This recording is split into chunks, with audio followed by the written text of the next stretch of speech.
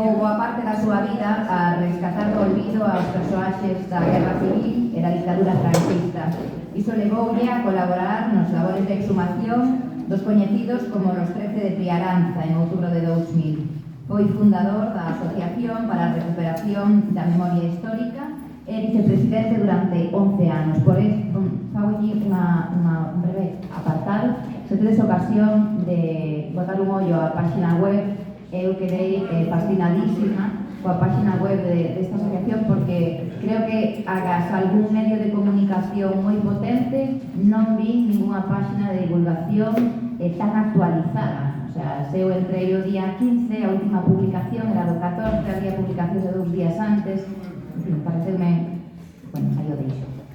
De 2005 a 2007 traballou para o Departamento de Dereitos Humanos do Gobierno Vasco como responsable do equipo de investigación que digitalizou miles de sumarios militares do franquismo de 1936 a 1975. Na súa faceta de escritor e investigador, no 2001 foi galardoado co segundo premio de relatos curtos da Federación de Comunidades Andaluzas coa obra Los Corrales, 1942, baseada nun episodio real da vida no monte nunha partida de guerrilleiros.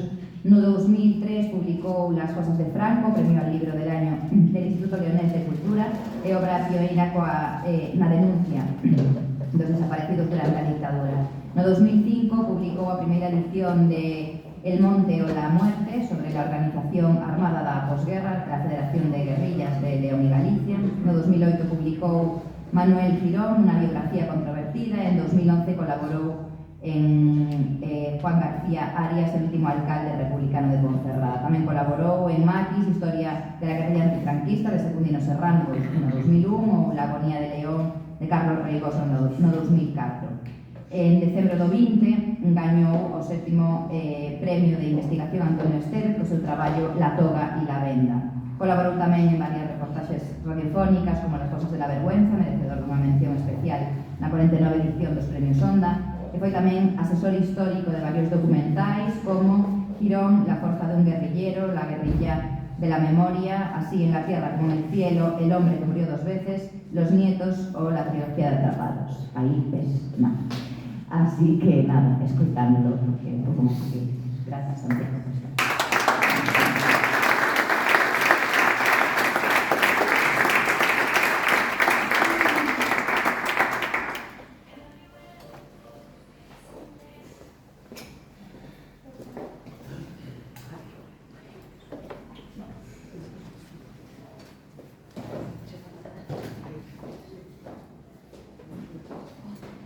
Buenas tardes a todas y a todos. Muchísimas gracias primero por la invitación, por la organización, por haber pensado en tratar pues esta cuestión tan importante, tan fundamental del pasado para el presente, y por otra parte también por ponérmelo tan difícil, porque superar todo lo que me ha precedido es complicado y además muy emocionante venir a escuchar a Olga Novo y la historia de Tiziano Picón, sobre todo. Mirad, cuando antes hablaba Elena al principio, cuando me presentaba, yo empecé a investigar sobre la guerrilla por una cuestión familiar, por una cuestión de curiosidad, por una cuestión de querer saber, como casi todo el mundo que quiere investigar algo similar. Yo soy estudiante de profesión, no soy historiador, no estudié historia en ninguna universidad. Pero a partir del año 1996, hace aproximadamente 28 años, me empecé a hacer unas cuantas preguntas, y esas preguntas, en el momento en el que iba encontrando respuestas a ellas, eso me iba enganchando de tal manera que fui de los pioneros primero en El Bierzo, en hacer algunos homenajes a los guerrilleros antifranquistas en algunos lugares donde sucedieron episodios como el que nos ha hablado hoy Surso, que fue en otro lugar, fue en Repí, pero en El Bierzo, donde sucedieron episodios así, en lugares así, se hicieron homenajes allá por los años 96, 97, 98, pero fundamentalmente todo esto se multiplica por unas cuantas veces a partir de octubre del año 2000, cuando se abre la fosa de Priaranza, la primera exhumación que se hace en todo el estado de republicanos asesinados, paseados, después del golpe de Estado contra el gobierno del Frente Popular. En este caso en Priaranza del Bierzo, en una cuneta había 13 asesinados y nuestra intención en un primer momento era primero investigar dónde estaban, segundo ponerles nombre y tercero, de la forma más rudimentaria que pudiésemos, como se había hecho en España hasta el 23 de febrero, desde la muerte de Franco hasta el 23 de febrero, cuando Tejero entra en el Congreso y dice quieto todo el mundo, no se lo dice solo a los diputados, se lo dice a todo el mundo, y paran las exhumaciones. De hecho, si miráis en la revista Interview, que hasta esos años, hasta el año 81, sacó muchísimos reportajes, los más veteranos aquí habrán oído hablar de los Rosones y el famoso reportaje secuestrado de la revista Interview. Bueno, pues esa revista da buena cuenta de lo que se hizo en España desde la muerte de Franco hasta el año 81, insisto, hasta febrero 23 de 1981. Desde ese día hasta el año 2000 no se vuelve a hacer, al menos de forma pública, ninguna exhumación en España. Nosotros lo que teníamos previsto era abrir aquella fosa, llevar una retroexcavadora y, como buenamente pudiéramos, llevarnos aquellos restos de aquellas 13 personas a un lugar que los familiares quisieran y que no fuese una cuneta o una carretera. Pero todo eso se magnificó de tal manera que se convirtió la entrada de Priaranza del Bierzo casi en un lugar de peregrinaje. Recuerdo que nos fuimos incluso a comprar una pequeña carpa de estas de cuatro apoyos para que la gente, para poder poner una mesa, una silla, una libreta y ir tomando nota de toda la gente que nos fue a ver allí, incluso muchísimas viudas que en el año 2000 todavía vivían para contarlo. Y eso lo que nos hizo fue tomar una responsabilidad muy grande y a la mayor parte de los que estábamos allí cambiarnos absolutamente la vida. Empiezo contando esto porque si en los primeros años la intención y nuestro mayor sentido de existencia fue precisamente ese, el de ayudar a muchísimas personas que nos habían venido a ver allí y otras que nos escribían sin parar. Para que os hagáis una idea, tuvimos que alquilar en Ponferrada 4 apartados de correos en la oficina de correos porque teníamos que ir con un carrito para que me entendáis, del Mercadona a por el correo todos los días procesando miles de cartas, una exageración. La cuestión es que, en aquel momento éramos personas cargadas no solamente de obligación y de responsabilidad, sino también de una ilusión tremenda. Pero como todas las ilusiones en el mundo, hay momentos en los cuales te das cuenta de que lo que tú estás empujando hacia un lado, hay otras personas que están parándolo o a veces empujándolo incluso al contrario, ¿no? A mí, entre otras muchísimas cosas que podría estar contando durante un buen rato, me llamó la atención especialmente una cosa que nos pasó, que yo viví personalmente, el 17 de marzo del año 2005, para el siguiente 17 de marzo se van a cumplir 20 años. Yo estaba en Madrid y estaba precisamente con un gallego bastante famoso, del Gonzo, un reportero que aquella acababa de llegar a Madrid para trabajar en Caiga ni Caiga, pero venía de una emisora de Radio Nacional, concretamente de Santiago, y estábamos en Madrid cuando nos llegó un chivatazo de que iban a quitar la última estatua ecuestre de Franco del nuevo ministerio de Madrid. Permanecía allí desde el año 1959, si no recuerdo mal. Y nos dieron este chivatazo y nosotros enseguida nos fuimos allí con un coche y nos plantamos delante del nuevo ministerio. Me llamaron la atención muchas cosas. Por un lado, lo pronto que se juntaron allí en una esquina 4 nostálgicos con banderas y demás, y por otro lado, de aquella eran muchos más los que del otro lado de la acera celebraban que aquella estatua por fin se la llevasen a otro lugar. Pero cuando la grúa, con una gringa, separó lo que es el apoyo del suelo, cargaron a la estatua de Franco en un camión del Ministerio de Fomento, que se lo llevaron a Madrid. Nosotros, como teníamos coche, como teníamos allí el coche a mano, seguimos al camión a ver dónde iba aquel camión. Bueno, pues el camión salió de Madrid, se fue a un almacén del Ministerio de Fomento, en Fuencarral, y en aquel momento empezó lo que os quiero contar. Bueno, cuando fueron a entrar con el camión, con el apoyo y con la estatua encima, se dieron cuenta, y un portón enorme en el almacén, se dieron cuenta que levantando el portón pegaba a Franco con la cabeza en el marco de la puerta. Entonces, seguramente nosotros hubiésemos hecho una cosa, que era cortarle la estatua a la cabeza y directamente entrar con ella al taller. Los operarios, después de hacer 1000 llamadas sudando todos tinta. Y la primera llamada que hicieron se ve que alguien les dijo, oye, pero vas a deshinchar las ruedas, porque son las ruedas de un tamaño curioso y a ver si con las ruedas deshinchadas puede entrar el camión en la nave. Nada, deshincharon las ruedas, pero seguía pegando. Franco ya me pegaba con la barbilla y pegaba con la frente, ¿no? Y lo siguiente, bueno, ya nos imaginamos que después de todo aquello lo que iban a hacer era cortarle el marco de la puerta y entrar con la estatua. Pues no. Perdón, cortarle la cabeza a la estatua y entrar por la puerta, pues no. Le cortaron el marco a la puerta, para que Franco pudiese entrar impoluto en aquel almacén. Ese día me di cuenta de que todo esto se puede traducir en que mientras nosotros estábamos haciendo ese trabajo pedagógico, pero también político, había otra gente que estaba haciendo simplemente un trabajo político. Y yo creo que hoy en día, en el año 2024, si a mí alguien me hubiese dicho en el año 2000, cuando empezamos a abrir aquella exhumación, cuando empezamos a hacer aquella exhumación en Triana del Río, si alguien me dice que hoy iba a estar aquí, todavía con toda la mochila que hay pendiente de trabajo, no me lo creería. O sea, que no me lo creería. No me lo creería porque pensábamos que nos íbamos, entre comillas, a comer el mundo en cuanto a esto, ¿no? Que el país iba a mirar de frente de una vez por todas a ese pasado y por lo menos pasar páginas, pero pasar páginas como hay que pasar las páginas, ¿no? No fue así y yo creo que se ha utilizado bastante mal y se ha trabajado bastante mal con este tema porque yo creo que el conocimiento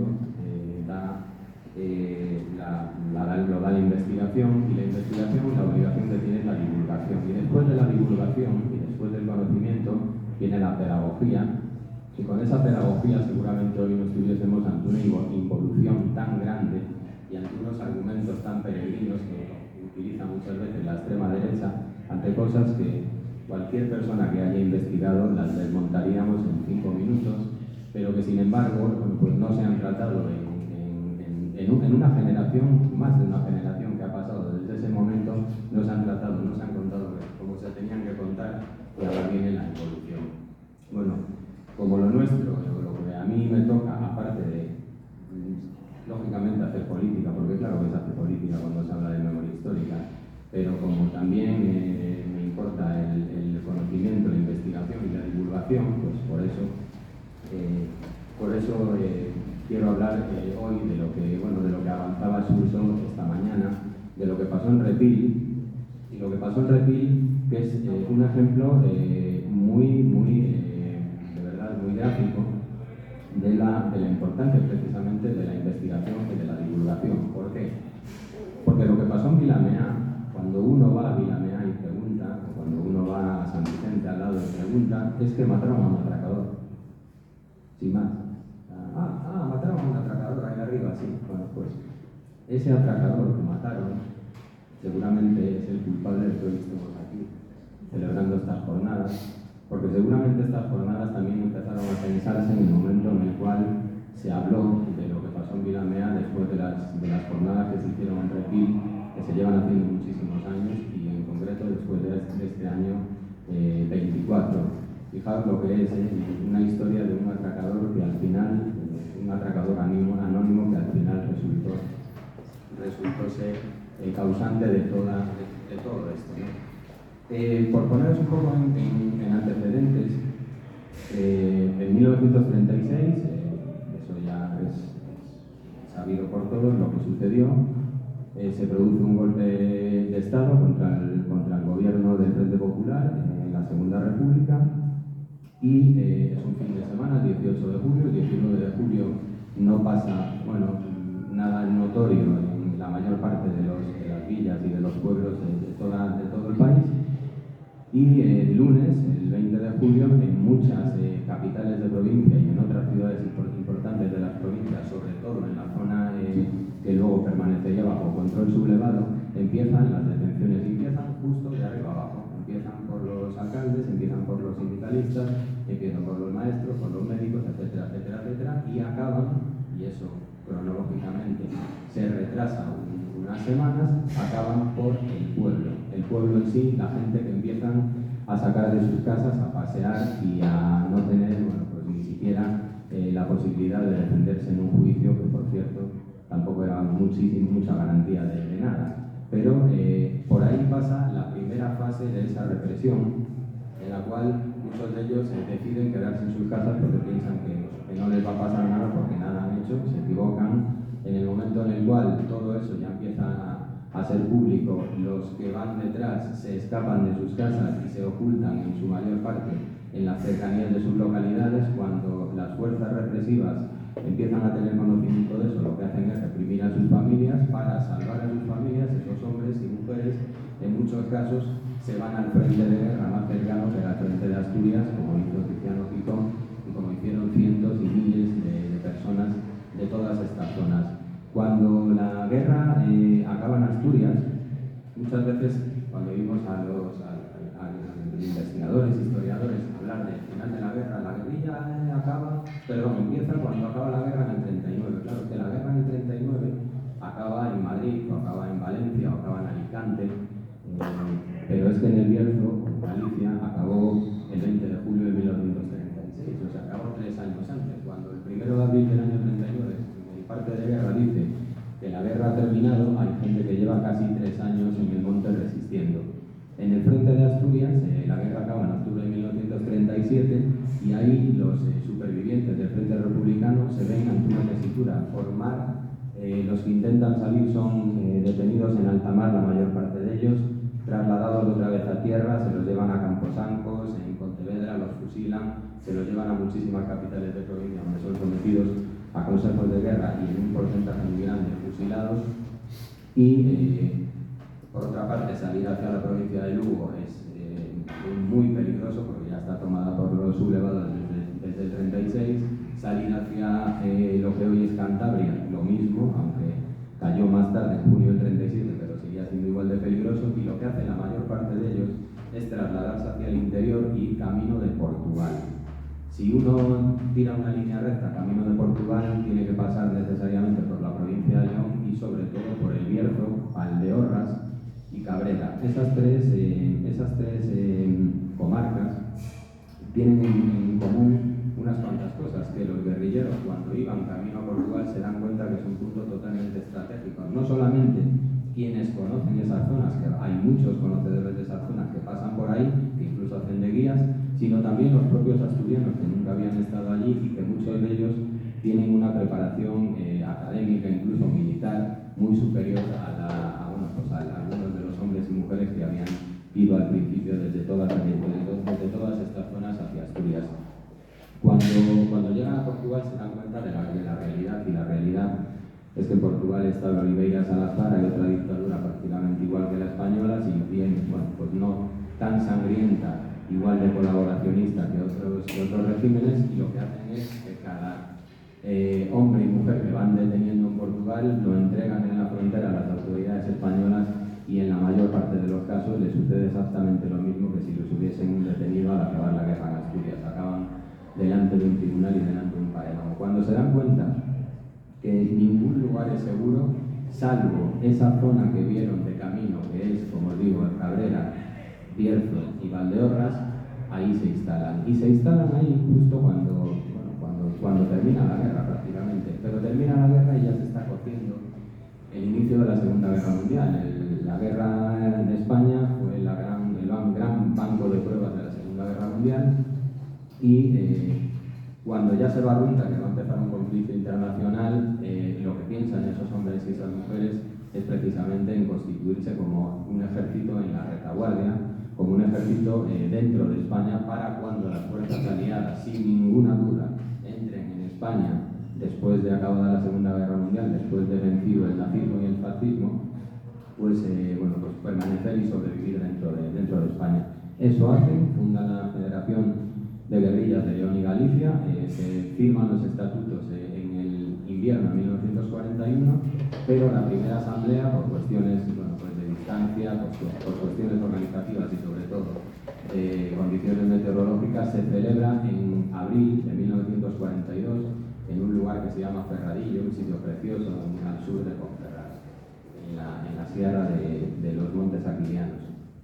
Ahí se reúnen unos cuantos guerrilleros y fundan la federación que es tan importante que tiene no solamente estatutos estatutos, tiene también un código de conducta de obligado cumplimiento. De hecho, uno de aquellos asturianos, yo lo documento en El Monto de la Muerte, en el libro que escribí sobre la guerrilla, lo documento además porque para darle precisamente verosimilitud a aquel código de conducta. Uno de los asturianos que vino se llamaba Luis Piquero, y este hombre intentó violar a una mujer en un pueblo que se llama Rigón, en la zona de los Ancares, y sus propios compañeros lo detuvieron y lo juzgaron y lo fusilaron ellos mismos. O sea, era un código de obligado cumplimiento. Y luego tenían, por encima de eso, no solamente hicieron 9 congresos, no solamente editaron un periódico que distribuían clandestinamente utilizando los enlaces, sino precisamente crearon una red de enlaces que se llama Servicio de Información Republicano, el SIR,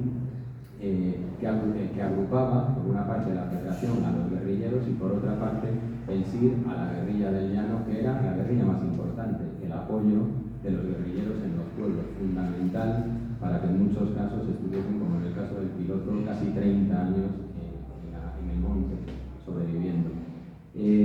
Bueno, en ese contexto se produce en 1945, hay un episodio que da buena cuenta de lo que eran la red de enlaces, la importancia de la red de enlaces, y es el descubrimiento de una casa en Columbrianos, cerca de Ponferrada, de una casa que era pues un importante punto de apoyo para la guerrilla. Era de una mujer, Catalina, una enlace de la localidad, y habían construido un falso techo, estaba bastante bien hecho, de hecho se puede ver hoy todavía, y en ese falso techo los guerrilleros sabían que no les iban a sorprender nunca. De hecho, la Guardia Civil hizo unas cuantas veces registros en la casa sin encontrarles, pero lo que no sabían los guerrilleros es que una mujer que trabajaba en la casa había pasado la confidencia a la Guardia Civil en un momento determinado, diciéndoles dónde estaba ese refugio dentro de la casa y también incluso quién lo había construido. Llega la Guardia Civil en la víspera de la fiesta del Corpus, o sea, en el mes de junio del año 45, y entran directamente a un lugar donde empiezan a disparar al falso techo sin más contemplaciones y matan a todos los guerrilleros que había arriba. Matan a los guerrilleros, matan a la dueña de la casa, llaman al enlace que había hecho el falso techo y también lo matan. Y aparte de las pérdidas humanas, fue muy trágico también para la Federación el hecho de que se descubriera en ese falso techo toda la documentación del Estado Mayor de la Federación de Guerrillas. En esa documentación, entre esa documentación, aparecía toda la relación del SIR, de los enlaces del SIR. Es verdad que en muchos casos había nombres en clave, pero también es verdad que después de 28 años investigando, cuando vi el listado de los enlaces, pues prácticamente sin haber vivido la época, supe más o menos de quién se trataba cada nombre. Pero lo que me llamó mucho la atención fue que esto fue en junio del año 45 y hasta el mes de septiembre del 45 prácticamente no se producen detenciones. Para mí es un hecho curioso y me preguntaba el motivo por el cual no pasaba nada en esas primeras semanas sin tener en cuenta lo que estaba pasando en el contexto internacional.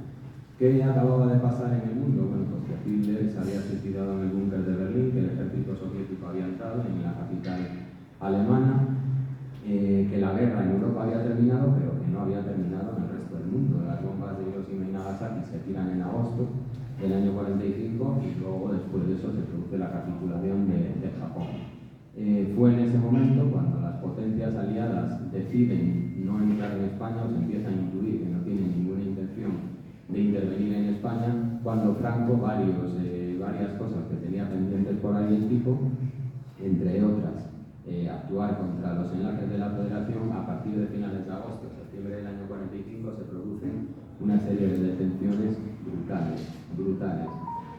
Una serie de episodios que son, la verdad es que son durísimos hasta de contar. Bueno, el caso es que a partir de ese momento en la Federación se produce la primera gran ruptura, y la primera gran ruptura evidentemente era entre los que pensaban que había que abandonar la lucha armada y los que pensaban que había que mantener la lucha armada. En esa disputa desaparece la Federación, se crea el Ejército Guerrillero de Galicia y bueno, en esa lucha contra el ejército guerrillero de Galicia y contra toda la guerrilla que había quedado rezagada por el Bierzo, Cabrera, Valdeorras y otras zonas más amplias de Galicia, la Guardia Civil piensa en crear un centro neurálgico para luchar contra la guerrilla.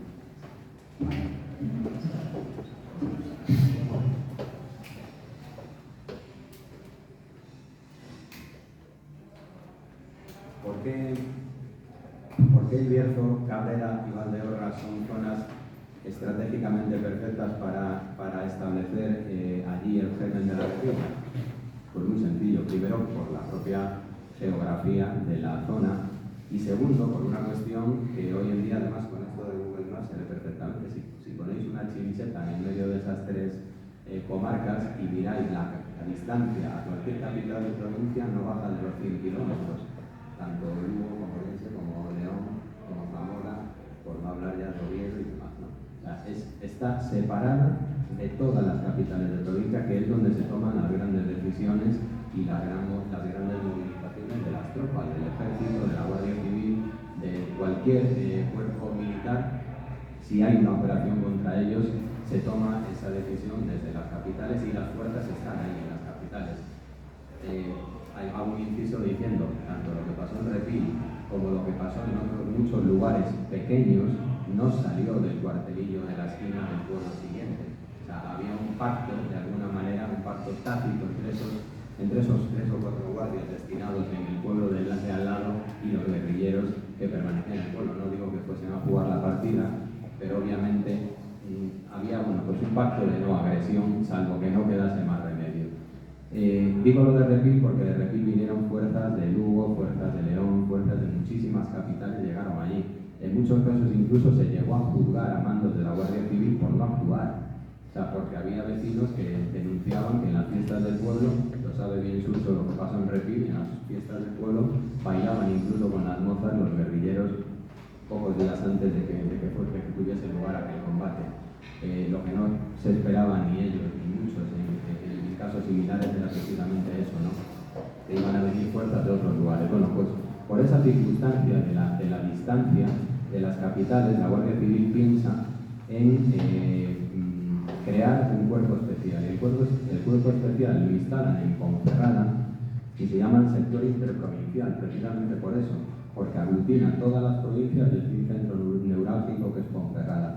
De ahí sale la acción de Repil, que está a más de 100 kilómetros, pero sigue estando mucho más cercana, incluso a nivel operativo, que la propia capital de la provincia, Lugo ni digamos, y Orense lo mismo.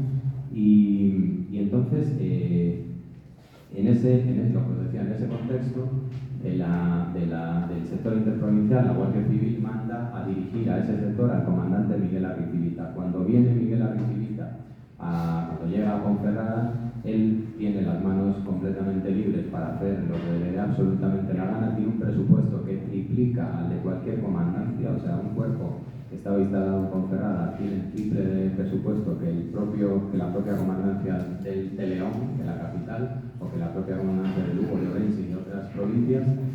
¿Y para qué quería tanto dinero Arricivita? Bueno, pues para confidencias, para operaciones especiales que llevaban a cabo que acarreaban un gasto enorme de dinero, y hoy en día pues probablemente habría que hacer un trabajo de arqueología de todo lo que fue el patrimonio de algunas personas que ganaron a base de aquellas confidencias. En Ponferrada te llevo a 2 o 3 sitios de edificios que se hicieron incluso gracias a esas confidencias, al dinero que ganaron con esas confidencias.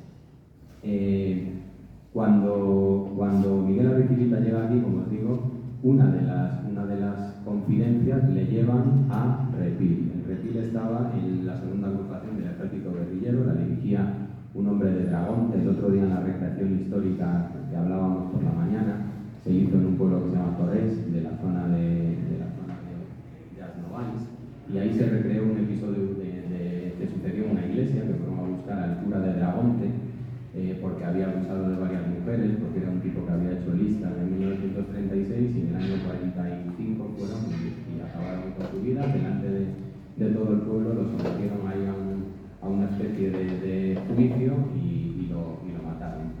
Ese acto se reprodujo el otro día en Torres.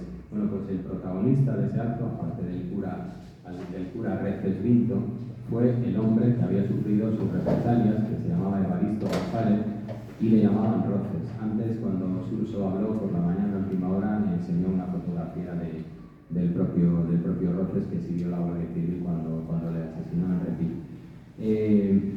La Guardia Civil llega a Repil gracias a una confidencia, aunque los guerrilleros, en la confusión, los guerrilleros supervivientes, le echan la culpa, bueno, pues en esa confusión tan grande que no se esperan por cómo ha salido uno, cómo ha sobrevivido uno, cómo ha sobrevivido el otro, por qué ha salido uno en esta dirección y el otro sin un arañazo y demás, ¿no? Empiezan a desconfiar entre ellos en una situación, además en el año 1949, donde las confidencias y los confidentes bueno, pues afloraban por todos los lados. Yo en este punto quería enseñar alguna fotografía.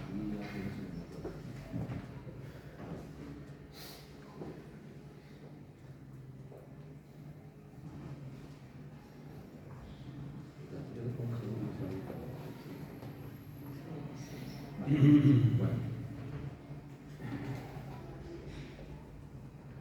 Este es uno de los guerrilleros que estaba en la casa de Repil. Era uno de los asturianos que antes os dije que había venido del frente de Asturias y había cruzado a Portugal. Se llamaba Guillermo Morán y en 1949 era uno de los principales líderes de la guerrilla en la segunda agrupación. Este otro hombre era el hombre del que os hablé antes, Evaristo González, que desde que fue el episodio de su pueblo, el episodio del cura Reces Vinto, él se quedó con el mote de no Reces, sino Roces, y en la guerrilla era conocido como Roces Vinto. Este otro hombre era Julián Acebo Alberca, era un santanderino que había venido a un destacamento penal a trabajar y se había escapado y se había unido a la guerrilla. Y este otro hombre era Gregorio Colmenero, que era de Torbeo, de Lugo, y que también formaba parte de la segunda agrupación. Bueno, estas fotos, que son bastante trágicas, son precisamente los 4 hombres que os acabo de enseñar expuestos al público después del combate de Repil. Esta es el enlace de una de las casas, María López Casanova y su hermano Ramón, que también fueron asesinados en el combate. No en la casa de Repil, sino en la otra casa, la de Sábado. Bueno, este es uno de los supervivientes del combate de Repil Sábado. Se llamaba Saúl Mayo y era un zamorano que estaba en la guerrilla, en la segunda agrupación, y entre los guerrilleros se extendió la sospecha de que él era uno de los principales causantes de aquella caída. ¿Por qué? Porque había conseguido salir del cerco sin ni un solo arañazo. Bueno, es una versión que 2 años después, o un año y medio después, se desmonta porque lo mata la Guardia Civil en un pueblo cercano a Cesures, en Coruña. Realmente, ¿qué es lo que sucedió? Lo que sucedió es que la Guardia Civil coge al enlace de la guerrilla, que el nombre de guerra para la guerrilla era Senén, pero realmente se llamaba Jesús Costoya, y este tipo, que era familiar de los vecinos de la casa que apoyaba la guerrilla, ni corto ni perezoso, se pone a disposición del comandante Arriquiliza. Se pone a disposición del comandante, denuncia a toda su familia y le aseguran, primero, que para borrar toda sospecha lo van a detener, lo van a encarcelar y después de detenerlo y encarcelarlo, los van a sacar una noche y en una curva van a matar a todos los que van con él, pero a él no lo van a matar. Le dicen que escape y que no le va a pasar nada. Y así fue. El tipo en una curva determinada lo sacan de la cárcel de Quiroga y en una curva determinada salta del camión, se escapa y los 2 hombres que iban con él son asesinados, 2 enlaces, son asesinados por la Guardia Civil. Jesús Costoya se va, se escapa de la zona y llega a Ponferrada. En Ponferrada le estaba esperando primero una buena cantidad de dinero, segundo un puesto de trabajo en la construcción del embalse de Bárcenas. Si conocéis Ponferrada, pues lo que llaman el pantano de Bárcenas, justo encima de Ponferrada, ahí trabajó este tipo en la obra de la presa de Bárcena y deja a sus espaldas a varios familiares muertos, a prácticamente toda su familia política encarcelada, y no se sabe nada de él, o no que no se sepa nada de él, no se sabe absolutamente nada de su participación hasta que en los años 60, 60 y pico, el tipo se va a hacer el carnet de identidad, o lo va a renovar, y va tan tranquilo a la comisaría de Ponferrada, y en la comisaría de Ponferrada entra, pero ya no sale. Le detienen y, pero usted, o sea, y viene aquí, pero está bien aquí, pero si tiene 4 requisitorios de la provincia de Lugo, usted está en busca de captura desde hace 14 años, dice yo, no es imposible. O sea, yo soy el mayor confidente de la Guardia Civil, y vamos, de hecho, gracias a mí, el tipo dice todo, pero dice todo en un expediente de 12 páginas que no tiene desperdicio. O sea, ahí se ve realmente, yo creo que es el documento más importante que yo he encontrado de los miles y miles, que es mucho decir, después de trabajar varios años en el Archivo Militar de Ferrol, que es la fuente principal de la represión en toda esta zona noroeste. Yo creo que es el documento más importante que he encontrado de la colaboración entre los, o por lo menos de cómo era el trato entre la Guardia Civil y los confidentes. Con pelos y señales el tipo dice todo. Pero no solamente lo dice él, sino que la Policía Nacional lo que hace es llamar a los mandos de la Guardia Civil, que están prácticamente todos en la reserva, incluido a Ripilita, y le preguntan a ver si es verdad lo que ha dicho el tipo. Y ellos, no solamente asienten, sino que además añaden más información totalmente alucinante de cómo fue toda la operación. Cuando yo escribí el libro y saqué el nombre de él, recuerdo que como Ponferrada como Chantada es un pueblo en el cual nos conocemos todos, me llamaron sus nietos totalmente espantados porque no sabían absolutamente nada de lo que había hecho su abuelo. Nietos que yo conocía de toda la vida y que yo no sabía que eran nietos de Jesús Pistoia. Y bueno, me agradecieron la información, lógicamente su abuelo ya había muerto y más le valió porque si no se hubiera muerto del susto al ver el nombre en el libro, ¿no? Bueno, esta fue más o menos, ¿no? Cómo fue la operación de Jesús Pistoia. Bueno, para que os podáis hacer una idea de cómo era una operación contra la guerrilla, que a veces, como decía antes, no era que del cuartelillo del pueblo de la esquina salieran dos y descubrieran a uno allí escondido, ¿no? No, eso eran cuestiones que salían de muchísimo más arriba, sobre todo en los últimos años. Mirad, en esta foto hay un tipo con gafas que se asoma a la izquierda al lado de un hombre que va vestido de blanco y al lado hay uno con una gorra de militar. Bueno, ese tipo, Francisco Cano Román, fue uno de los mayores agentes de la Guardia Civil contra la guerrilla antifranquista. Quienes conozcan un poco la historia de la guerrilla en Asturias, en el año 48 se produjo una caída grandísima en 2 noches en la playa de la Franca y en otras playas del occidente asturiano. Hubo varias caídas de guerrilleros. ¿Por qué? Pues porque creyeron, con la falsa promesa de que iban a recibir armas, fueron a 2 o 3 playas y mataron a 12 o 13, no recuerdo ahora mismo, 12 o 13 guerrilleros en 2 noches, la mayor parte de la plana mayor de la guerrilla de Asturias murió en aquellas 2 noches de 1948. Él fue el tipo que organizó toda la operación.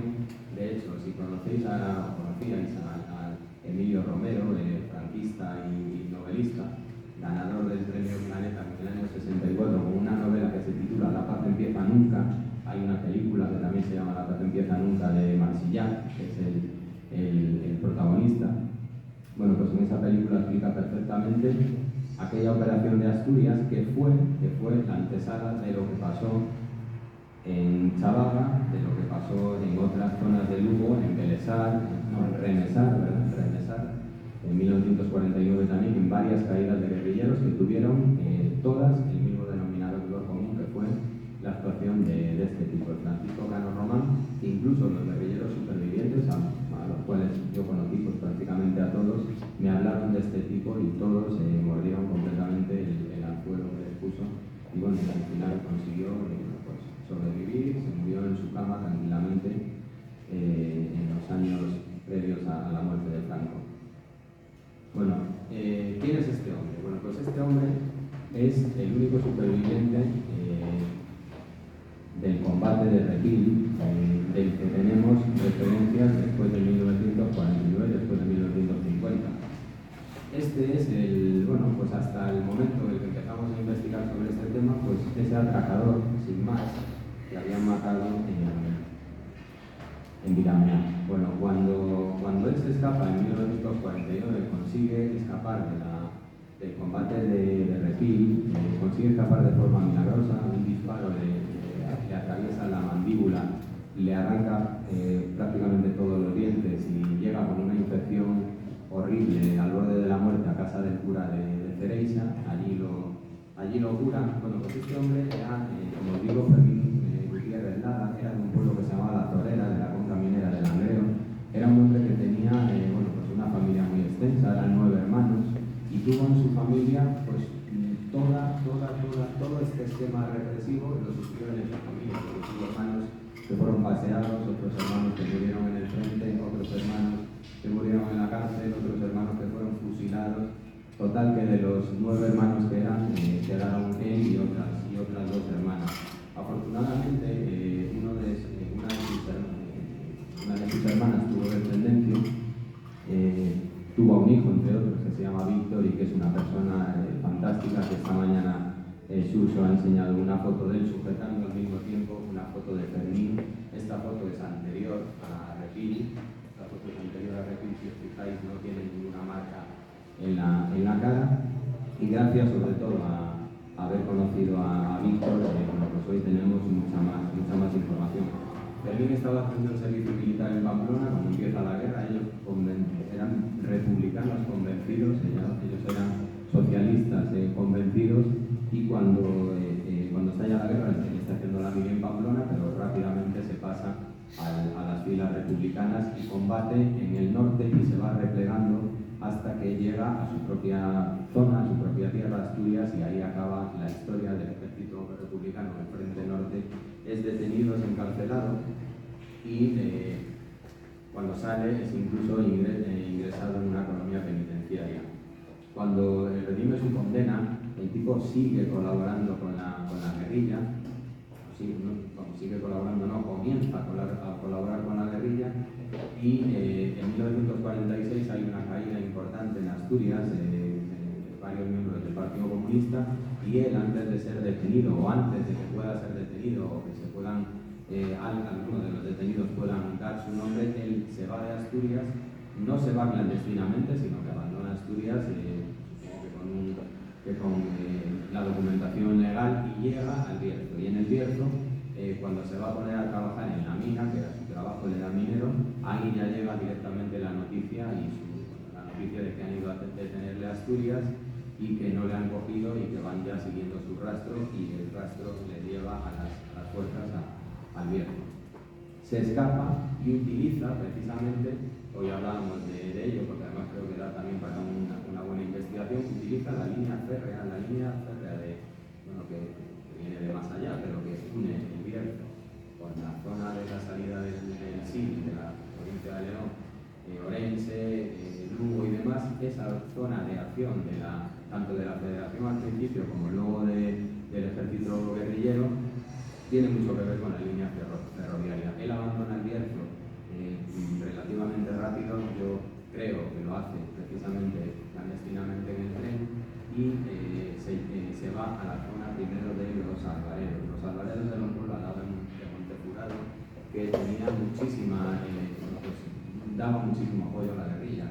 Durante muchísimos años fue uno de los puntos principales. Seguramente, antes hablaba con Olga Novo, seguramente esa escuela, nunca mejor dicho, que creó Tiziano Picón, dio lugar también a mucha conciencia de aquellas personas de aquella zona para luego apoyar a la guerrilla. Y de hecho, un guerrillero, del que quizá os hable luego, que precisamente era de allí, de Villanuy, que fue uno de los últimos guerrilleros que mataron en Galicia, y que se llamaba Augusto Dieguez.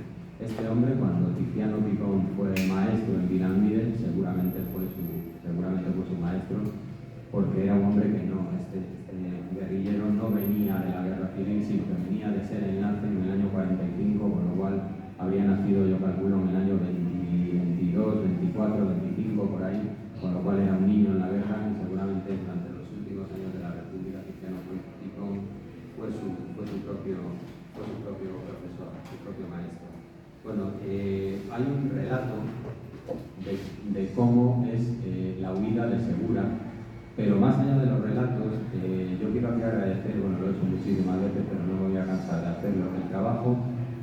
Por una parte está el trabajo de investigación histórica en un archivo donde se pueden sacar muchísimos datos, pero luego cuando se lleva al terreno, eso para mí es lo más emocionante, cuando realmente llegan personas como Suso Ayán y se ponen a investigar en la casa que les dio apoyo, en la casa donde fue el combate, cuando descubren que realmente lo que yo decía en el libro, pues Segura abandona la casa por la parte de atrás y se va monte arriba, y ellos llegan luego con un detector de metales y encuentran toda esa munición. Para mí es emocionante, porque realmente es que es como estar tocando con las manos la historia que tantas horas de investigación me ha llevado. Bueno, pues esa huida de Segura, hay uno de sus compañeros que la escribe pues prácticamente en directo, ¿no?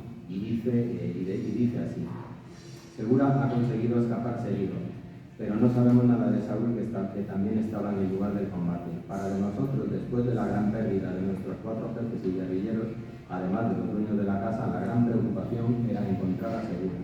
Así que movimos cielo y tierra para encontrarle. Íbamos a todos los puntos de apoyo que sabíamos que él conocía, pero no conseguíamos encontrarle y ya empezábamos a perder la esperanza, pensando que quizás había muerto en algún trigal a falta de socorro.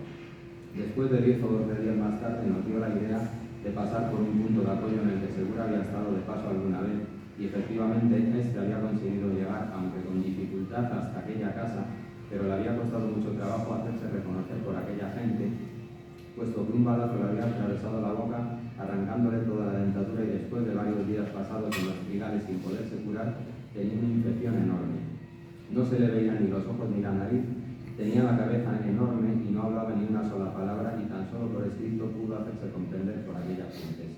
A los pocos días después de hacerle las curas necesarias, la infección desapareció, pero como ya dije antes, no le había quedado ni un solo diente en la boca. Esa casa que habla el guerrillero en sus memorias, fijaos lo que es que este hombre, que es Manuel Zapico, estas memorias las escribe antes de 1990, 1987, 88, las escribe desde Francia, y no pone ni siquiera el nombre del enlace. Él sabía perfectamente que el enlace que le había asistido era el cura de Cereixa. Pero bueno, en esa casa de Cereixa, el cura Plácido Casanova, del cual Suso hablaba antes una semblanza preciosa, de ahí, de esa casa, fue trasladado a Tuirí, donde había un médico que también era enlace, que se llamaba Jesús Figueiras, que ayudó a curarle. Y a partir del episodio de Repit, en 1949, pues a Fermín Gutiérrez Lara, no solamente se le pierde la pista por aquella zona, sino que más bien se convierte en un superviviente. Cuando hablamos, por ejemplo, del piloto que sobrevive hasta 1965, quizá ya no podamos hablar desde principios de los años 50 de un guerrillero en sí, sino más bien de un superviviente que se dedicaba a algún golpe económico para sobrevivir una temporada y una vida más de topo que de guerrillero. Bueno, pues eso es lo que le pasa a Fermín Gutiérrez Lara. Y la gran pregunta para mí, para mucha gente, para Suso también, y para la gente que hemos investigado sobre este tema, es qué le llevó o qué le trajo a esta zona, ¿no? Cuando se habla de la guerrilla, hay que tener en cuenta, como cuando se habla de muchísimas cosas, pues la vertiente sentimental de las cosas, ¿no? Y la vertiente sentimental de los seres humanos pues es muy importante.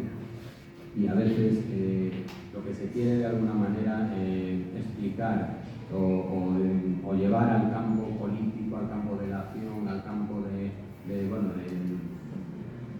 a la hora de decir, es que nosotros nos movíamos de zona porque sabíamos que estudiar en una casa en Ignacio, en tal sitio y tal, pues a veces era por una cuestión simple y llanamente sentimental. Segura era el compañero sentimental de una de las mujeres que metieron en la cárcel en el Repil, tuvo que abandonar aquel lugar y lógicamente aquella relación se rompió, y él encuentra en Vilamea otra persona y inicia una relación con esa otra persona. Vive completamente una vida de topo, y el 10 de octubre de 1953, en un control rutinario de la Guardia Civil de Chantada, se encuentran con un hombre sospechoso en la localidad de Vilamea.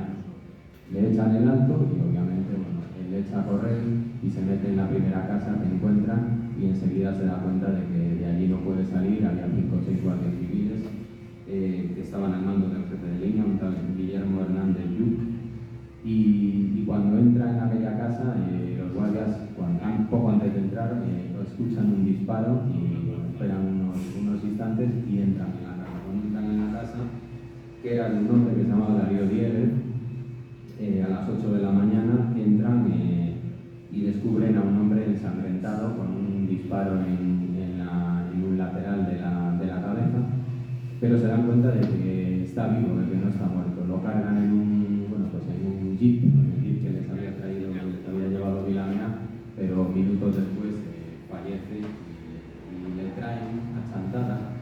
Para nosotros es una mala noticia que le hayan traído a Chantada, porque hace unos meses estuvimos aquí, cuando fue las jornadas de Refil de este año, vinimos a Chantada con la esperanza de que pudiese estar el lugar donde le enterraron. Os voy a enseñar. Bueno, mirad, esta foto la enseñó antes Suso. Ahí se ve la herida ya en la mandíbula. Esta foto es posterior a 1949. Esta es la medalla que Suso antes hablaba, esa moneda, perdón, que hablaba Suso antes. Esto es el procedimiento militar que está en el archivo de Ferrol del episodio donde muere Fermín Gutiérrez Lara, el 99/53. Esto es, de alguna manera, bueno, pues el atestado que se abre, y esta es una fotografía que está grabada al atestado que sin duda llevaba encima el mismo. Bueno, pues en esta otra foto, que es el cadáver de Fermín, veis al fondo unas lápidas que, si se amplía la foto, se ve perfectamente la numeración de los nichos y todo. Nosotros, cuando vinimos aquí, teníamos la esperanza de que el cementerio todavía estuviese y de que esos nichos del año 53, que no es lo mismo que el 36, que cambió muchísimo, pero bueno, en el año 53 ya se empezaban a construir algunos nichos verticales y demás, y pensamos que íbamos a tener suerte hasta que nos dimos cuenta que alguien nos dijo, ¿no?, que el cementerio de Chantada desapareció, el cementerio de aquella época, y el nuevo, que hemos pasado por delante de él antes de llegar hoy aquí, pues no guarda absolutamente nada. Nadie tenía además información de lo que había sido de los restos de aquel lugar, y que de hecho hoy creo que es un parque o algo así. Sí. La Plaza de Santa Ana, ¿no? Pasamos por días Los Santo María, una carretera de Santo María, una calle de Santo María. O cementerio solano, a finca da Mercería. La cosa es... Es antiguo, uno ve o cementerio. La cosa es que, mirad, Sí, hay una... Deixamos que remate de Santiago e despois xa Santiago dice que él vio el cadáver. Sí, lo vio el cadáver. En el viejo... En el cementerio. En el viejo. Sí, en el viejo, que nos subíamos al muro, los chavales, para verlo. Bueno, pues, mirad, Sin lugar a duda. después de todo esto, ¿Qué? Sí. Sí, lo enterraron allí en una esquina. después de todo esto, en muchas ocasiones pensamos que el calvario de sus familias, porque el calvario de la familia de Fermín fue importante, pues que el calvario terminaba con la muerte de Fermín. Pero resulta que cuando conocí a su sobrino, a Víctor, él me dio un dato que me dejaba bastante descolocado, y es que Víctor nació en el año 49 y la muerte de Fermín se produjo en el año 53, y Víctor me dice, bueno, yo cuando tenía 8 años, mis padres estaban hartos y se fueron para Asturias a vivir. Era el año 1956, yo tenía 7 años, 8.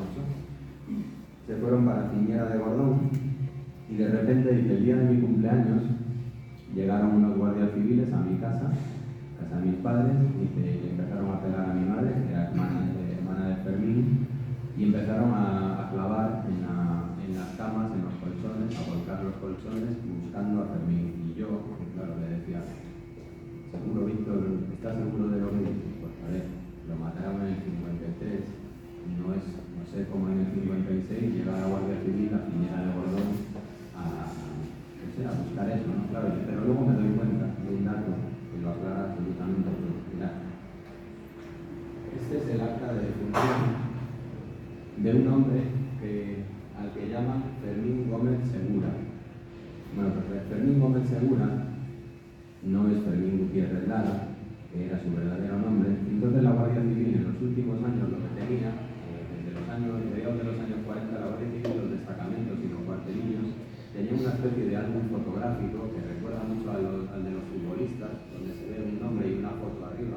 Hay un libro que se editó en Galicia en Urbano La Memoria, que se llama Memorias de la Libertad, y en ese libro se reproduce un álbum encontrado en un cuartelillo. Yo tengo uno también, una copia de uno, y aparecen fotografías por nombre. Claro, según iban eliminando a cada nombre, le iban poniendo literalmente la cruz, o iban diciendo, ha salido a Francia, se ha entregado, ha sido detenido, y nada. Bueno, pues claro, la Guardia Civil, por un lado, tenía en el álbum de turno de Asturias, tenía Fermín Gutiérrez Lara, y seguramente en el de Lugo tenía un tal Fermín Gómez Segura, que no tenía nada que ver en cuanto a nombre con el asturiano. Bueno, pues esa nota que veis literal a la izquierda, no sé si lo veis desde ahí, pero está fechada en 1957.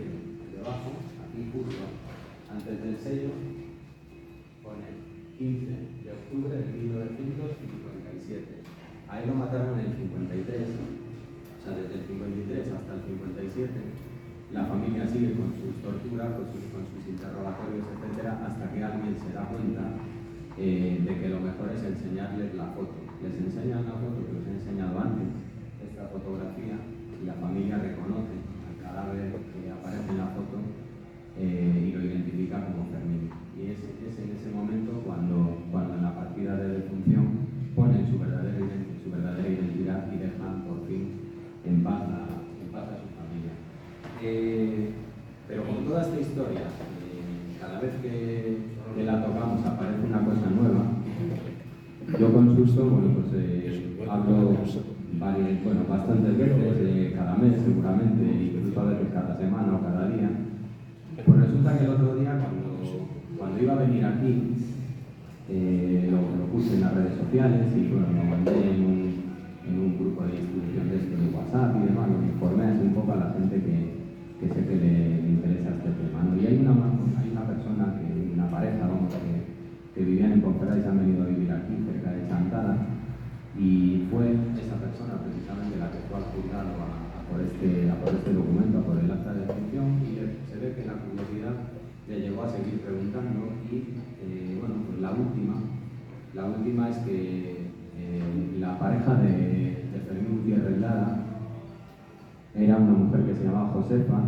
La casa donde Fermín Gutiérrez Lara se escondía en Vilameá, aquel día no fue que pasara por Vilameá, sino que él estaba allí escondido y saldría lo que fuera y lo sorprendió a la Guardia Civil. Era la casa de señor Manolo.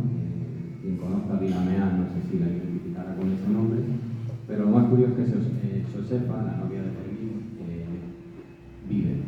Es una persona que vive todavía, que yo no lo sabía, que cuando acabó su relación con Fermín, bueno, pues a la fuerza, porque Fermín murió, y esta mujer a los pocos meses empezó una relación prácticamente de seguido y se fue para Francia, y a los pocos meses fue mamá, dio a luz. Y bueno, eso son cuestiones ya que sabiendo luego, hablando de fecha, se podrá saber si aquella persona que nació en Francia pues es la descendiente de Fermín. Bueno, son unas cuestiones ya que no dejan de ser parte de la curiosidad a la hora de investigar de este tema, ¿no? Ella se fue a Francia y desde Francia se fue a Argentina, pero las últimas noticias, como os digo, es que aquella mujer hoy en día todavía vive para contarlo. Decir que, bueno, es curioso, ¿no? Que el día que fuimos Suso y yo a Vilameá, a San Vicente, preguntamos por allá a varias personas, ¿no? Yo no sé nada de eso, y la cuarta persona que preguntamos, no había mucha gente por la calle, la verdad, pero a la última persona que preguntamos fue la que nos dijo, sí, no, mataron a una atracadora allá arriba y tal. O sea, esa es la historia. Detrás de esa historia mirad todo lo que se esconde, ¿no? Por eso yo creo que ponerle nombre y apellidos a todas aquellas personas es tan emocionante y tan necesario. Cuando yo escribí El Monto de la Muerte, por cierto, alguien me preguntaba antes si había traído algún ejemplar, porque había por la mañana y alguno. Tengo algún ejemplar del libro por si la persona que me preguntó antes quiere. La cuestión es que cuando yo escribí el libro del Monto de la Muerte, al final, en el índice alfabético, en el índice onomástico, me puse a contar un día por curiosidad los nombres y aparecen 840 nombres en el libro, son una barbaridad de nombres, pero yo creo que responden también un poco a la intención del libro, y la intención del libro precisamente es que cualquier persona pueda identificarse en él. Nos ha pasado en muchísimos sitios donde he ido a hablar de esta historia, de hablar de este libro, que hay personas que lo primero que han hecho es coger el libro, abrir el índice onomástico, mirar por orden alfabético y encontrarse ahí con la gran sorpresa que antes Olga Novo hablaba, ¿no? del nombre de su abuelo en un listado que yo creo que es lo más emocionante que se puede pasar a alguien a la hora de intentar explicar sus orígenes. Y como esto no para, es una rueda que no para, dentro de unos días, hoy es 20 de julio, dentro de 13 días, el 3 de agosto, se va a presentar una novela que seguramente bien vendrá por esta zona también, que habla de la parroquia de Donís, de Lugo. Es una zona limítrofe con la zona de Balboa, con la zona de Vega de Valcarce y de Balboa.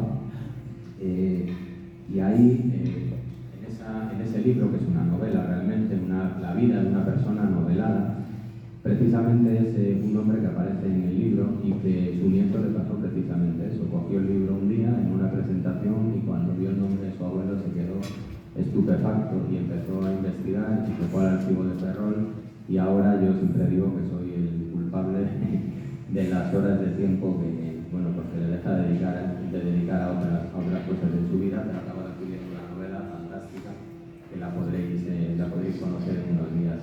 Con lo cual, por eso digo que, no sé si al hablar de esta historia y al hablar de esta investigación, realmente yo creo que lo mejor es precisamente la utilidad, ¿no? Aparte del interés que tiene y de la necesidad que hay del conocimiento. Creo que si hubiésemos dado, no solamente a nuestro nivel, pues lo hemos hecho todos en la parte que hemos podido, que nos ha tocado, ¿no? Pero si en otros escenarios se hubiesen explicado las cosas de otra manera y se hubiesen encargado de hacer las cosas quienes tenían que haber hecho las cosas, hubiera sido de otra manera. Mirad, os doy un dato que no me importa, no me sé ni el nombre del tipo, pero no me importa denunciarlo aquí. Hay en el gobierno de España, lo primero que hizo el presidente del gobierno, aparte de nombrar a sus ministros y demás, fue nombrar a un secretario de memoria histórica. No hablo del ministro de Memoria Democrática, que actualmente es el expresidente de Canarias, pero hay un tipo que es el encargado de la memoria histórica. Yo no lo conozco de nada.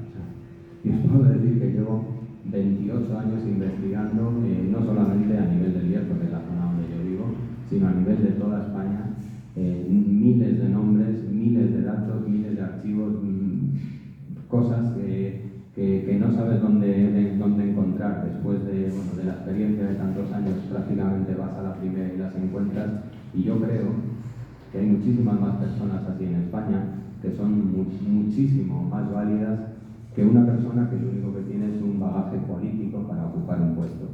Pero cuando suceden esas cosas es cuando se deja de hacer pedagogía, cuando solo se hace política y no se hace pedagogía, y se pueden hacer las dos cosas. Y no es que se puedan hacer las dos cosas, es que se deben hacer las dos cosas: política y pedagogía, y conocimiento para que no pasen las cosas que están pasando. Yo, la verdad, volviendo a lo que hablaba al principio, 24 años después, y ahora cierro los ojos, no me hubiera imaginado nunca que estuviésemos ahora a las puertas de una situación muy complicada, que en Francia ya nos estuvo ahí rozando el travesaño, ahora que se puede hablar futbolísticamente después de estos días, pero que en España ojalá que no pase, pero que desde luego son personas que no tienen conocimiento absolutamente cero, y que se fían más de una parte de la historia que aparece en un reel, de una red social, o en un discursos de un tipo que no tiene ni puñetera idea de lo que dice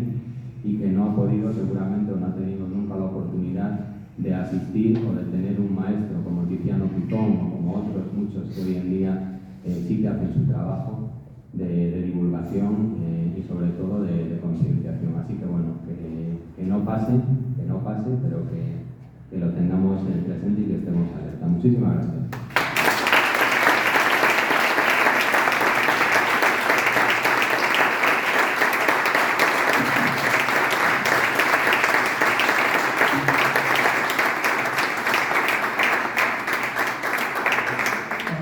Santiago, no sé cantos gigabytes tes nesa cabeza, pero... antes non di paso a preguntas para a Olga, así que agora concluímos con aquilo que queirades comentar. Que os sabéis aí, como que tanto para Olga como para Santiago. Eu estaba interesado no testimonio de... Como se chama usted? José Antonio. Se estaría dispuesto a comentar o que me estaba comentando a mí. De que? De eso, estaba comentando al propietario da casa. O mismo cadáver, pero tiña 6 anos. Éramos rapaces e subimos, mataron un atracador, que dixo ele, un escapado. E se chamaba un asturiano. Non decían segura, o asturiano. Sí, sí. Entonces, bueno, para os rapaces subimos ao muro do cementerio e encima unha mesa e tal. Clavado. Eso sí que teño clavado aquí porque chamaban moito a atención un escapado, un atacador. Realmente de raciocínio. En que mes foi? Moturos? Foi pola reunión polo día da festa. Son o día de Polo día da festa. Estábamos ali. Pero aí non estábamos, non sabemos. Aí, mira, eu vou dicir outra cousa. Eu non sei como matar. Ali a versión é que foron bastantes guardias, que sabían dir, pensaban que había máis escapados, pois chamaban a guerra. De feito, na casa dos meus pais estuvo a Guardia Civil 2 meses. 2 meses ali porque tiña alguna confidencia de que alguén dos escapados que se reunían por ali e desde a casa dos meus pais víase aquel. Estuveron 2 meses, eso sei non fixo. Algún guardias civiles, José Antonio, que? el que estás diciendo tú es uno que mataron en una cueva ahí por donde eran tus padres, un poco más para arriba. No, ese. Sí, es que yo ese que había del un niño cementerio no me en la acuerdo. casa, vamos a ver, eso lo sabe aquel que se fue en la casa, ¿no? No era niña nada. Bueno, a tu hermano. Niña nada que lo hacía un poco Foi ali, había como un niño grabado, entonces allí en la Guardia Civil cuando fue decían que saliera y él no salía, ¿no? Estaba rodeado. Entonces al fuego con azufre me parece para ver si salía, si lo ahogaban o algo por el estilo. Y tal, se dieron un tiro y esperaron un rato y después o Pepe que chegara do servicio militar de permiso. Bueno, entonces un guardia civil cogeu e a él, pistola en mano, tú entras primero por la mina, entras primero y cuando lo encontraron tirado allí sangrado, estaba vivo. Eso sí, un tiro. El tercero tiro foi en Quino. Sí, se pegó en un tiro.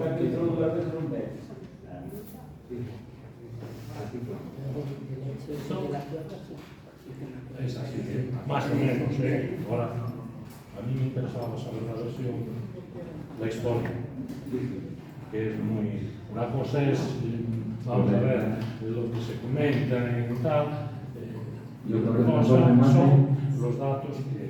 El mejor remate es el suyo, No. de toda esta historia, porque claro, es literalmente cuando, después de una investigación, cuando viene quien lo vivió y dice, sí, y escuchar, decir, clavar la fecha, yo creo que no la dije, 10 de octubre, es alucinante. Bueno, yo no sabía que era, yo sabía que era por la fiesta, pero Sí, que estábamos sí. íbamos a comer siempre a la casa de los Lujados. Sí. Era el día de la fiesta.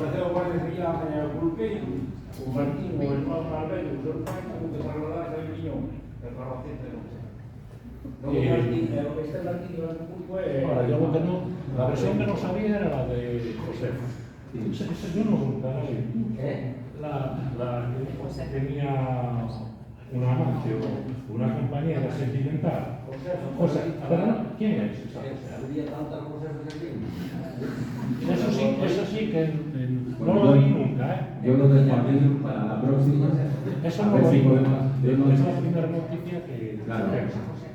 Sí, la misión es encontrar. Pero Porque este episodio, siempre que hablo con Surso, lo decimos, no ha terminado. O sea, no va a terminar. Sacaremos un día un libro expreso de Segura, de aquel atracador.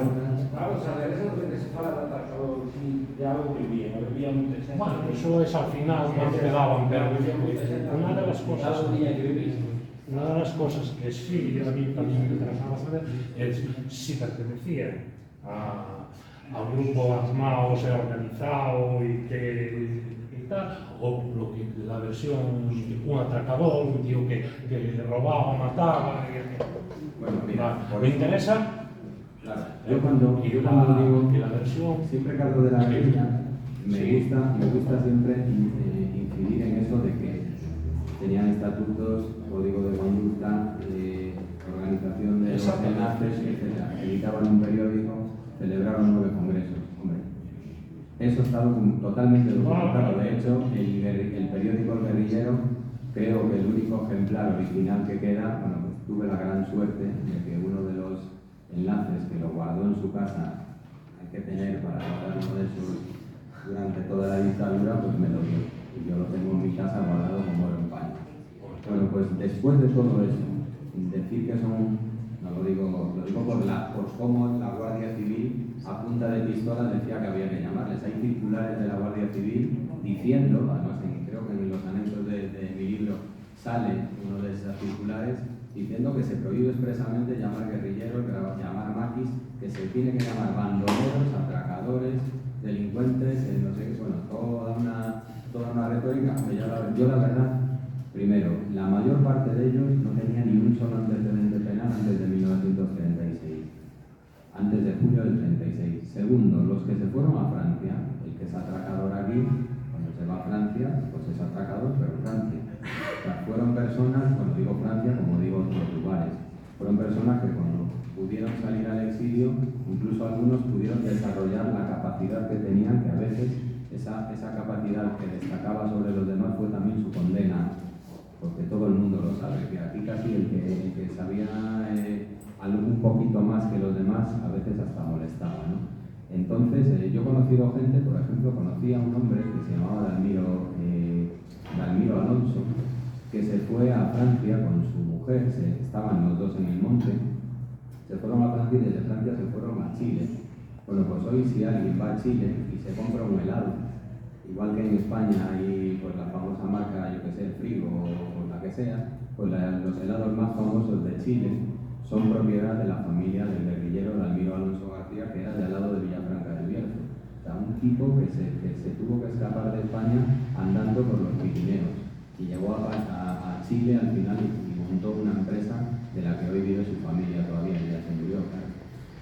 Otro caso importante o destacado que conozco es el de una de las personas que yo creo que más me ha marcado en toda esta investigación, que es Marcelino Fernández Villanueva, el Gafas, el jefe del Estado Mayor de la Federación de Guerrillas. No le conocí, estuve con él varias veces, incluso estuve en Argentina con él, y aquel hombre en Argentina gestionaba él 3 hoteles, o sea, alguien que salió de España sin nada absolutamente. Ya también se ha muerto hace unos días. Pero lo curioso es eso, ¿no? Que un atracador o que un bandolero edite un periódico. Es curioso, yo no he conocido nunca a un bandolero que se dedica a editar un periódico o a regirse por unos estatutos. Por eso a veces se empeñaba tanto en la dictadura, el franquismo se empeñaba tanto en que esos calificativos llegasen a la gente y y que casi a punta de pistola no se les llamase de otra manera, porque sobre todo desde el final de la Segunda Guerra Mundial, incluso antes del final de la Segunda Guerra Mundial, con la invasión del Valle de Arán, con la llegada de los verdaderos maquis, porque estos hombres no fueron maquis. Antes de que empezara la Segunda Guerra Mundial ya había gente en el monte. Si a un hombre de aquellos le llamas maquis en el año 1939, es como si hoy me dices que, no sé, que yo soy influencer desde 1990. Alguien te dirá, ¿cómo? Influencer es un término de nueva creación para unas redes sociales de nueva creación, con lo cual es un término que no se lo puedes poner a alguien de hace 30 años, ¿no? Entonces, con el tema de los maquis pasa exactamente lo mismo. Yo no suelo utilizar, bueno, de hecho no lo utilizo, ese término, porque no es real, yo creo que no es riguroso con la historia, aunque es verdad que muchas veces es la forma más sencilla de que alguien entienda de lo que estás hablando, pero los maquis no son los hombres que se fueron y las mujeres que se fueron en 1936 al monte. Los maquis fueron los franceses que se resistieron al reclutamiento a filas del ejército nazi de la parte ocupada de la Alemania, de la Francia nazi, y que ya venía ese término incluso desde las guerras napoleónicas, cuando Napoleón reclutaba a todo Dios, así hablando mal, y había jóvenes que no querían ir a las guerras napoleónicas y se escondían en un bosque, en un maquisal, y por eso le llamaban los maquis, ¿no? Pero aquí en España, cuando realmente empieza a conocerse el término maquis, es a partir de 1944, de la invasión del Valle de Arán. Ahí es cuando se normaliza y cuando la Guardia Civil es cuando dice no se les puede llamar maquis, ni se les puede llamar guerrilleros, ni se les puede llamar combatientes, ni republicanos, ni nada. Se les tiene que llamar así. Y esa circular llega a todas las comandancias, y de las comandancias a todos los destacamentos, los cuartelillos y demás, y en toda la documentación oficial, a partir de ese momento, solo se utiliza ese término. Y en la prensa oficial, en todas las noticias, no sé si Repil, mira, yo no lo sé si Repil llegó a salir en la prensa a nivel provincial, seguramente. Sí, lo progreso. Claro, pues se puso una foto. Toda esa retórica, todos esos calificativos son los que aparecían a nivel oficial en todos los lados. Eu estou encantado con esta posta en común, primero para corroborar que aquí tamén le chamábamos asturiano. Sí. Esto é interesantísimo, porque Yo claro, recuerdo de aquella época. Mataron a un asturiano. Aparte, decían, o secretario do piloto. Eso lo... que estoy Era niño, o sea que... Se conté mañana que viñan comer todos como cultura na casa do Marrón. Se conté con un camarero no vello e viñan por la María Nova a comer. Estaban como culturas, estaban Galín, Santiago. Entonces, cuando no había muerte de Deus, se van a ver aí ao cementerio que era e dicían que era morto. Joder, qué bueno. No, porque este tema asturiano... Era o amigo do Julio. Sí, bueno, allí había una versión, allí había una versión de que a veces se reunían allí, pues, los guerrilleros, porque los traía un señor que era cojo, que le llamaban el Pintiera, que vivía allí y ese, pues, más que nada era republicano, era de... No era comunista, él daba clases particulares o una vez era comunista o Exactamente. Y la versión es que se reunían allí de vez en cuando, que los traíais. En el propio Vilamea. Sí, en el propio Vilamea, el Calvin Viera. Pero el tema de que la gente era precisamente... Pero bueno, yo sí que no lo sé. Yo lo oía cuando era chaval y después, pero tampoco sé si es cierto ni no es cierto. No, decía eso interesante porque en el destacamento había todos estudiando, Guillermo Morán, ¿no? Sí, yo lo que sí sé es que le llamaban el asturiano, mataron al asturiano. Claro, es interesante porque na nosa zona de Cereixa realmente o guerrillero que máis se recorda de todos é Fermín o asturiano. Entón, do destacamento quizás era a persoa máis carismática, porque a xente recorda que estaba moi integrado con a comunidade local, mesmo o Mugre dicía que era o seu preferido, porque axudaba hasta cos deberes, cando estaba aí na propia rectoral, e depois, bueno, dentro da tradición oral que hai ali, nesta sociedade patriarcal, dicíase que tiña moito éxito con mulleres, que tiña moitísimas mozas, e, bueno, conocimos unhas cantas, e dicir, era un tipo moi carismático dentro da propia guerrilla, e despois, complementando o que dicía aquí o compañeiro, desde logo, probablemente de todos os membros do destacamento era o tipo que estaba máis ideologizado. Por qué? Porque era o que escribía o periódico do destacamento, ¿no? Tuvimos a ocasión de consultar un arquivo do Partido Comunista e ele estaba informadísimo da situación internacional, ¿no? Mesmo chamaballe Seboso a Indalecio Prieto, socialistas, o irmão de Guillermo Morán, Mario Morán, que era do PSOE, abandonou a guerrilla, entón, bueno, Segura empezou a escribir aí tamén en contra dos socialistas. Bueno, vese que era un tipo informado e que cría realmente na causa, porque facía moita propaganda, moito labor político, ¿no? Dentro do destacamento. E a min, xa para acabar, o que máis me fascina do caso de Repil, deste destacamento, eran todos comunistas, vos comunistas, quero dicir, e estaban abandonados por todos, porque Stalin reunira ese saco pasionaria e con Carrillo en Moscova un ano antes e decidiran xa abandonar a guerrilla. É dicir, estes homens estaban incluso desinformados, o propio partido deixounos aí de calquera maneira, ¿no? Abandonados, se morreron coas armas na mão. A mí pareceme heroico, ¿no? O comportamento desta xente, independentemente da súa ideoloxía, que pode gustar máis ou menos, ¿no? Pero desde logo xa eran os últimos de Filipinas, ¿no? O sea,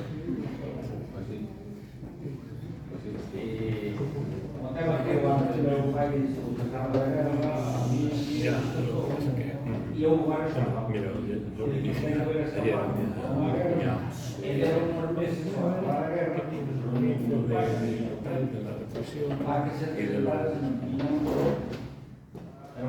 de los noticiarios y tal.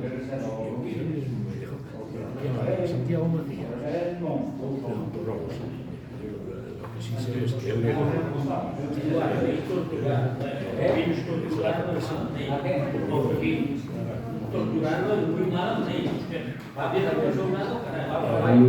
Hay una cosa que me olvidé antes de...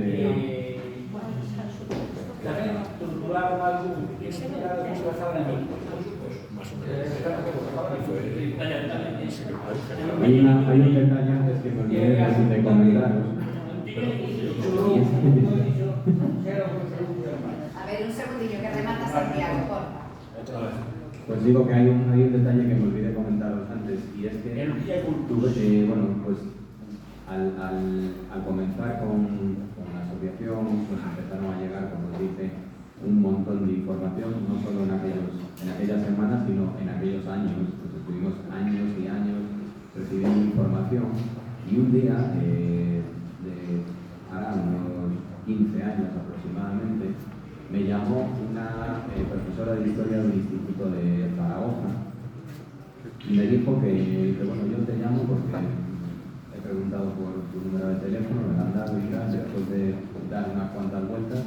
De aquella empezaba Facebook, pero yo todavía no tenía redes sociales, y esa mujer tenía una alumna que un buen día llegó al instituto con una carpeta llena de documentos, de fotografías, o sea, de un valiosísimo, o sea, una documentación valiosísima que sus padres iban a quemar.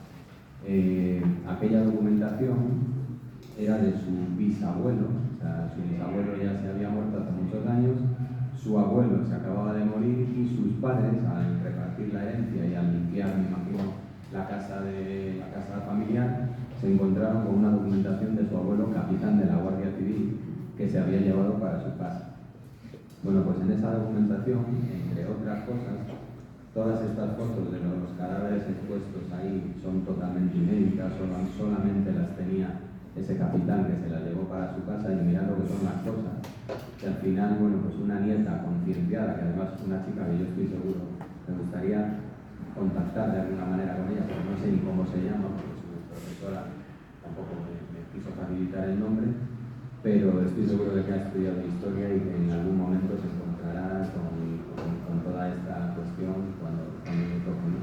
Pero una persona muchísimo más concienciada que su propia familia, que ha salvado esa parte de, por lo menos de la historia gráfica de todo esto, gracias a gracias a llevarle esa carpeta a su profesora. En la investigación, en toda esta investigación me he encontrado con muchísimos casos así, de guardias civiles que directamente se llevaron la documentación para casa. ¿Por qué? Pues porque en el año 1975-76, poco después de morir Franco, un ministro del primer gobierno de Suárez, que era, además tenemos la desgracia de decir de León, que es Martín Villa. Este tipo lo que hizo fue dar una orden a todos no solamente al Ministerio del Interior, sino también a toda la cúpula de la Guardia Civil, de destruir documentación.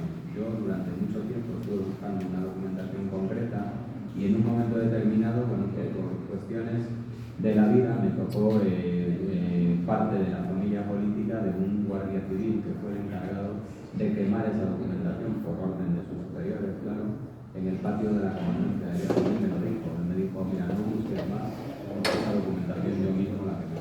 Y si la estaba quemando dándome cuenta de lo que estaba, del mal que estaba haciendo, pero eran órdenes superiores que tuve que cumplir. Otros lo que hicieron fue no por mantenerlas para los historiadores o para los investigadores, sino para llevarlas para casa como un trofeo de caza, como un tal Ibarra, que fue el primer capitán del nuevo cuartel de la Guardia Civil de Ponferrada, que está, para los futboleros, está justo al lado del estadio de fútbol de la Ponferradina, y un cuartel que han hecho hace pocos años. Pues el primer capitán tuvieron la delicadeza de llevar a Gonzalo Ibarra, que es nieto y sobrino de los mayores criminales que ha habido en la Guardia Civil en el Bierzo, en la época de la guerra y de la posguerra. Los hermanos Ibarra, en algunos pueblos todavía si dices el nombre alto, la gente se muere de miedo. Bueno, pues uno de sus descendientes, el tal Gonzalo Ibarra, fue el primer capitán de la Guardia Civil que llegó a ese nuevo cuartel de Ponferrada. Y ese tipo, yo lo fui a ver un día, fui a hacer como, bueno, hoy no podría hacerlo porque mi cara la conoce él y la conoce mucha gente, pero en el año 2000, más o menos en el año 99, incluso quizá antes de la apertura de la José de Criaranza, lo fui a ver al cuartel, a la comandancia de León. Allí me presenté yo con 26 años o 27 en la puerta y me dije, ¿usted qué quiere? Yo vengo a ver la documentación que haya de la guerra y de la posguerra. El tipo me quedó mirando y dice, espera un momento. Y sale el capitán Ibarra, el tal Ibarra, muchos años antes de que luego fuera a Ponferrada, y me dice, ¿tú quieres ver algo de eso? Pues no te preocupes, mira, yo salgo a las 3 de trabajar, si te acercas después de comer a mi casa te enseño todo lo que hay de esto. Y lo tenía en su casa. O sea, tenía fotografías, documentos, o sea, de todo. Yo me hice pasar, claro, por todo lo contrario, obviamente. De que íbamos a destacar sus gloriosos servicios a la patria para que se enseñara la documentación.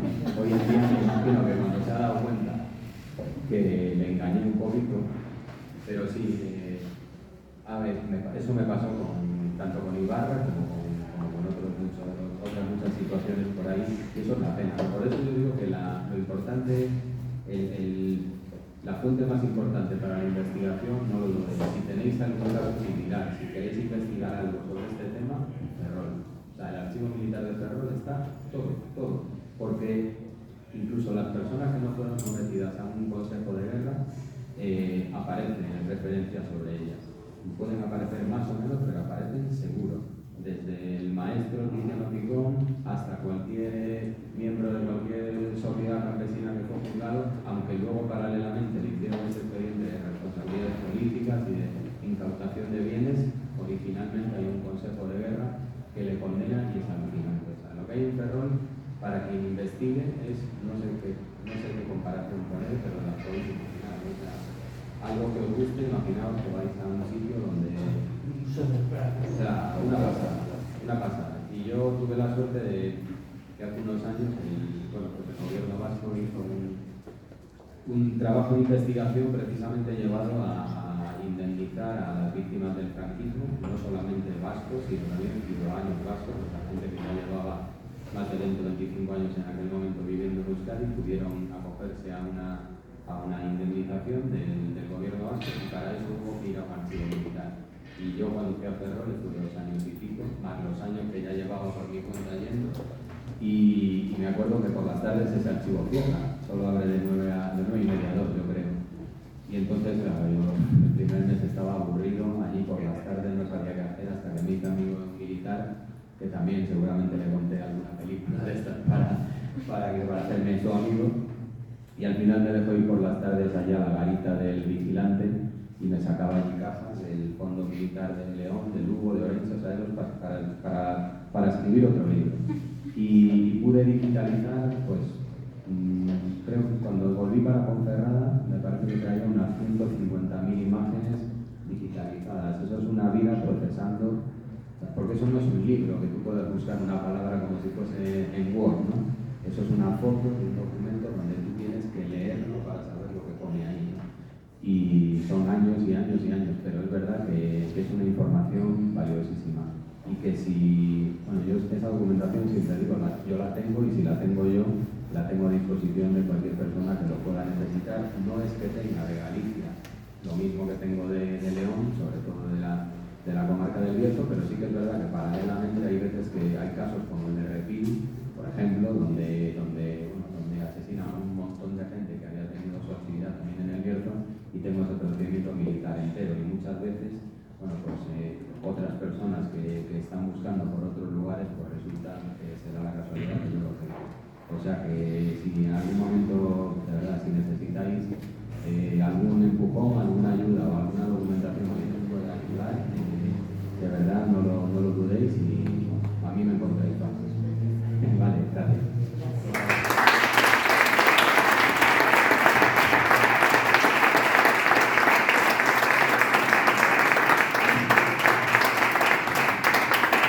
Bé, som